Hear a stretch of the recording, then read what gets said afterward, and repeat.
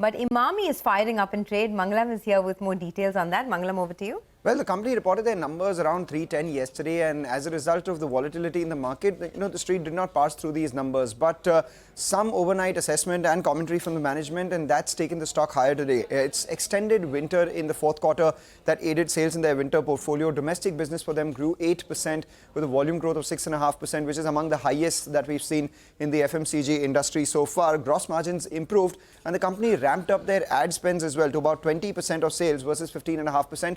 All of that doing well for them. So overall, the revenues of the company grew around 6.5%. The EBITDA grew 5.5%. That's because they spent a lot more on advertising this time around, and the net profit too was stable at around 147 crores. The categories that did well for them, the winter categories. So you had Boro Plus, which showed a growth of 33%.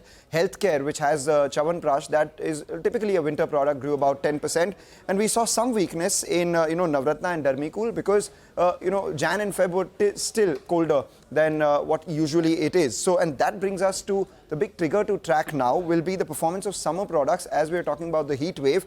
And it's the first full summer that the company will have for its acquisition of Dermicool, which it made in March 2022. And thereafter, the March 2023 summer was largely impacted by them scaling that business up. So all these factors coming together, the future looks good for Emami, and the stock trading at 28 times is a lot lower than all the other consumer staple companies as well.